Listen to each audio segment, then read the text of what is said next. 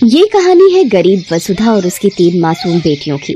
वसुधा का पति किशोर बहुत ज्यादा शराब पीता था। वो सारा दिन शराब के नशे में ही रहता था और कुछ काम करके पैसे कमाने का ख्याल तो कभी उसके मन में आता ही नहीं था। दूसरी तरफ वसुधा चाहकर भी खुद घर से बाहर काम के लिए नहीं जा सकती थी, क्योंकि अपनी बच्चियों को वो किसी के भरोसे नहीं छोड़ सकती थी। लेकिन बच्चियों का पेट भरने के लिए उसे कुछ तो करना ही था। इसके लिए वसुधा ने अपने घर के बाहर ही एक मूंगफली का ठेला लगाना शुरू कर दिया। मूंगफली, गर्मा गर्म मूंगफली ले लो, करारी मूंगफली। चल जल्दी से मूंगफली लेकर आ, आज मेरे दोस्त ने विलायती दी है, वो भी आने वाला है, दोनों साथ बैठकर पियेंगे हम। कुछ तो शर्म करो, घर में 3 बच्चियां हैं और तुम शराब पियोगे उनके सामने। और एक बात सुन लो साफ साफ, ये मूंगफलियां बेचने के लिए है, ना कि शराब के साथ तुम्हारे चखने के लिए। अच्छा, तो मुझसे जुबान लड़ाती है तू? हैं? रुक, अभी बिकवाता हूँ तेरी मूंगफलियां, रुक। किशोर वसुधा का मूंगफली का ठेला पलट देता है, जिससे सारी मूंगफलियां जमीन पर गिर जाती हैं और ज्यादातर पास की नालियों में गिर जाती हैं। अब वो बेचने लायक बिल्कुल भी नहीं थी। ले, अब बेच। और सुन मेरी बात, तू और तेरी वो मनहूस बेटियां सबके सब निकलो मेरे घर से। तुम लोगों की कोई जरूरत नहीं है मेरे घर में। एक बेटा मांगा था, वो तो तू दे नहीं पाई। इन 3 मनहूसों को मर दिया मेरे सिर पर। सिर पर मर दिया? जरा ये बताओ, कौन सी जिम्मेदारी पूरी की है तुमने आज तक इनके पिता होने की? सारा दिन सिवाय शराब पीने के करते क्या हो तुम? मेरी बच्चियां भूखी प्यासी मेरी मदद करती हैं और तुम्हें तो हमारी मेहनत की भी कदर नहीं है। तुम भी अच्छे से सुन लो मेरी बात, तुम्हें जो करना है कर लो। मैं और मेरी बच्चियां इस घर को छोड़कर कहीं नहीं जाएंगी, क्योंकि इस घर को हम अपनी मेहनत से चलाते हैं, तुम नहीं।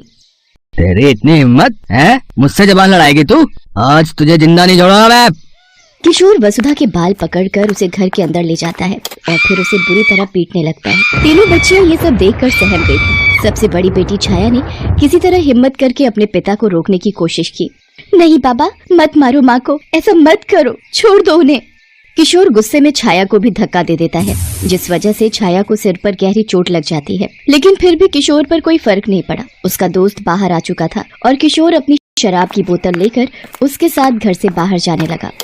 अरे आ गया दोस्त, चल यार बाहर ही चलकर पीते हैं। इन मनहूसों ने तो सारा मूड ही खराब कर दिया यार।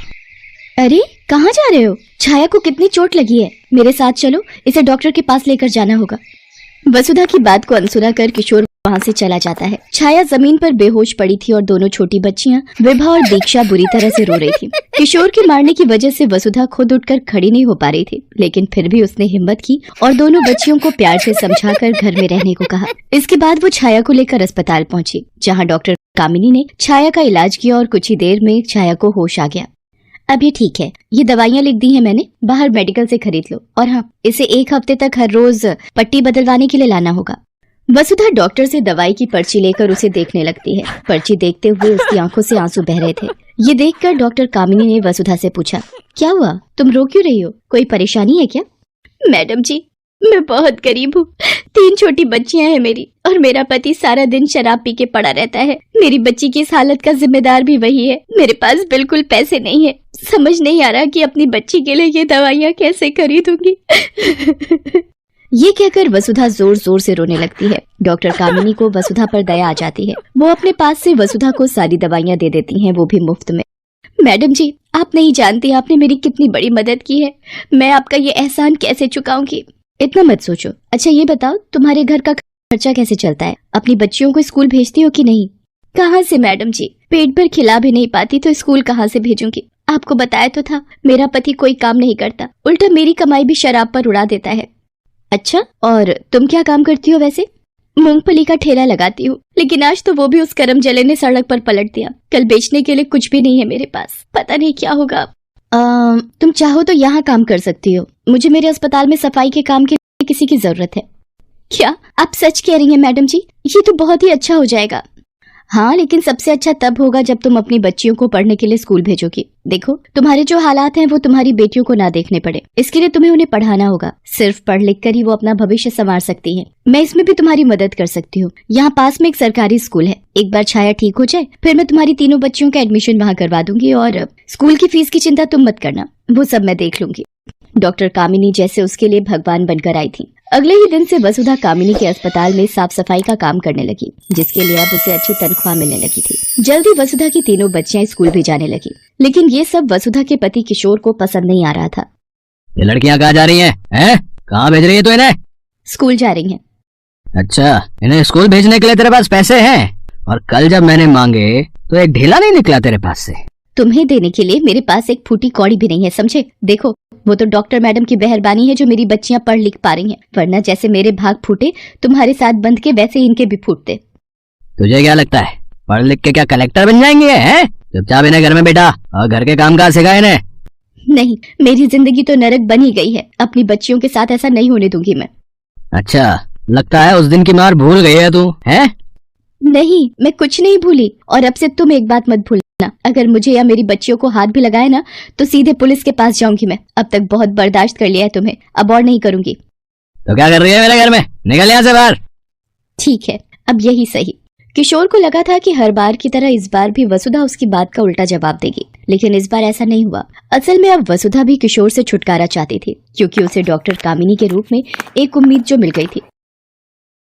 मैडम जी, मैंने छोड़ दिया उसे। हर बार धमकी देता था कि घर से निकाल देगा, आज खुद ही छोड़ दिया, उसका घर भी और उसे भी। अब वो जाने और उसका काम जाने, मेरा और मेरी बच्चियों का उस आदमी से कोई रिश्ता नहीं है। लेकिन वसुधा, अब तुम रहोगी कहाँ, और तुम्हारी बच्चियां, उन्हें कैसे संभालोगी?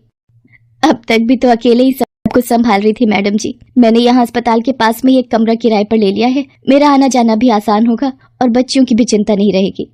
वसुधा की बात सुनकर डॉक्टर कामिनी मुस्कुराने लगती हैं और फिर दीवार पर लगी अपनी माँ की तस्वीर को देखने लगती हैं। तस्वीर देखते हुए उनकी आंखें नम हो जाती हैं। मैडम जी, क्या हुआ? आंख में कुछ चला गया क्या? नहीं, आज इतने सालों बाद अपनी माँ को देख लिया। लेकिन मैडम जी, आप तो उन्हें इस तस्वीर में हर रोज देखती हैं, मैंने देखा है। हर रोज आप उनकी तस्वीर के सामने हाथ जोड़ती हैं, उसके बाद ही आपका दिन शुरू होता है। नहीं, तस्वीर में नहीं, आज तुम में देख लिया मैंने उन्हें। वसुधा, आज जो तुमने अपनी बच्चियों के लिए किया है, कई साल पहले ठीक वैसा ही मेरी माँ ने मेरे लिए किया था। मैं जानती हूँ ये फैसला तुम्हारे लिए कितना मुश्किल रहा होगा। हाँ मैडम जी, मुश्किल तो था, लेकिन सच कहूँ तो आपसे ही हिम्मत मिली है मुझे। वैसे मैडम जी, आप तो इतनी बड़ी डॉक्टर हैं, तो ये सब जो आप बता रही हैं वो कैसे? मतलब तुम्हारी और मेरी माँ की कहानी बिल्कुल एक जैसी है वसुधा। आज मैं और मेरी दोनों छोटी बहनें जो कुछ भी हैं, मेरी माँ की वजह से ही हैं। ये देखो, ये मेरी छोटी बहन शालिनी है, आज ये कंप्यूटर इंजीनियर है, और ये सबसे छोटी बहन मालिनी, ये एक प्रोफेसर है। हम भी बहुत गरीब थे, हमारे पिता भी हमारे लिए सिर्फ मुश्किलें ही लेकर घर आते थे, लेकिन मेरी माँ ने अपनी मेहनत से हर मुश्किल को छोटा कर दिया और हमें आज इतना बड़ा बना दिया। मुझसे वादा करो वसुधा, तुम भी कभी अपने कदम पीछे नहीं हटाओगी, कभी अपनी बच्चियों का साथ नहीं छोड़ोगी, जैसे मेरी माँ ने हमारा नहीं छोड़ा। वसुधा ने डॉक्टर कामिनी की तरफ हाथ बढ़ाया और सिर हिलाकर हाँ कहा। उस वक्त भले ही उसकी आंखों में आंसू थे, लेकिन उसके इरादे अब पहले से भी ज्यादा मजबूत हो चुके थे।